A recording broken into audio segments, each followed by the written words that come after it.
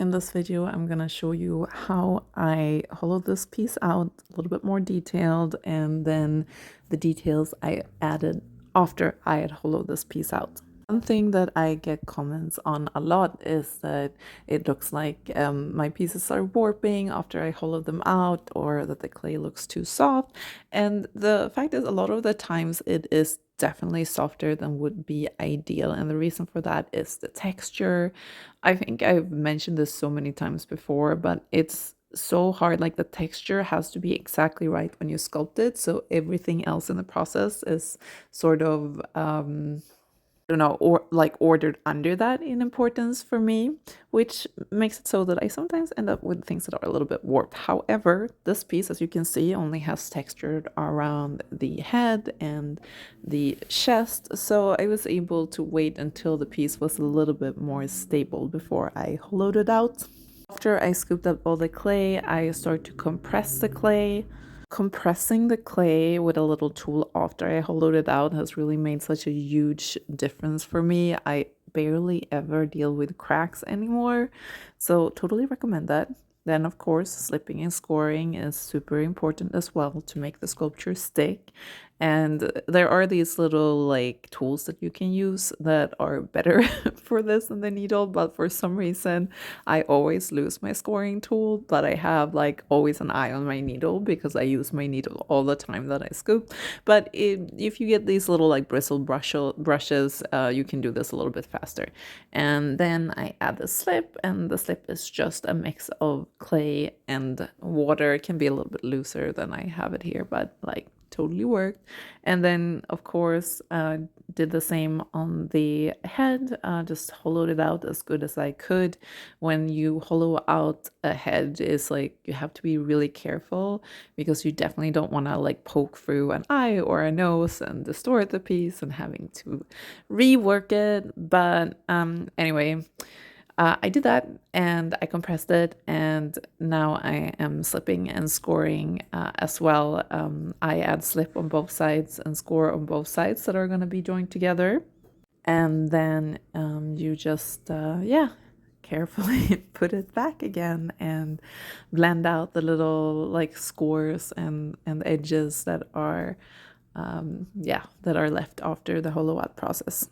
So the next step in this piece for me is to take a lot of this inside clay and add sort of a mushroom scape. The person I'm making this for wanted little all her cats in there, and wanted this to be a functional piece where she can put treats and things like that, or they can put treats and things like that. Decided now I could have made the whole head the lid, but really it wasn't, it was too much of an angle, it was too heavy. I don't think that would have worked well as a lid, and I also feel like aesthetically this is gonna look better. I plan to add little or sculpt little mushrooms on to this lid, so you can just pull it out and with the mushrooms, and that will hopefully look cute with the other details that I am adding as well. So after I hollowed it out, I let it dry for over the night, and then I came out in the morning and noticed that my cats had pulled out the plastic bags and gone ham on the piece. So I had to spend a little extra time fixing this up. Never ever leaving it out in the like open again, my sculptures, but I really didn't expect them to pull off the plastic bags, but they did. Anyway, time for sculpting the mushroom lid. This is definitely a little bit of a risky move in hindsight. I wish I would have gone a little bit like with smaller caps. I liked the big caps like aesthetically, but I think this is very risky. So hopefully this will fire okay and not break off in the kiln. After I sculpted the mushrooms, I added this little texture, and I just want to note here really quickly that there is this like, when you work with a custom piece, usually you don't have an unlimited amount of time to work on it. So you have to make some design decisions, and I tried to put my effort into like the biggest effect things. I am a very detailed oriented person. You know how they say you can see the trees for the forest. For me, it's like usually the opposite. I can't see the forest for the trees. I get so wrapped up in the little details. But there is this like sense of diminishing returns, I think, when you add a lot of details. But I actually I actually really liked how this looked, but I just wanted to say that because sometimes you don't think about it, but actually sculpting those mushrooms was a lot quicker than adding those little bits of texture on top of the cap. Then, final details, I am adding a tail. Their cat that I am making only has one eye, so I am making these little stitches, and I'm gonna definitely add some either luster gold or white gold, so that they pop a little bit more after it's fired. And then lastly, or not quite lastly, but another thing that I wanted to do was to add these little mushrooms onto it. I plan to both like sculpt the stems and the cap as a relief, but the sculpture at this point was too dry and it just looked awful. So I had to change my plan a little bit and only attach the caps like this, and then I think I'm gonna draw the stems afterwards.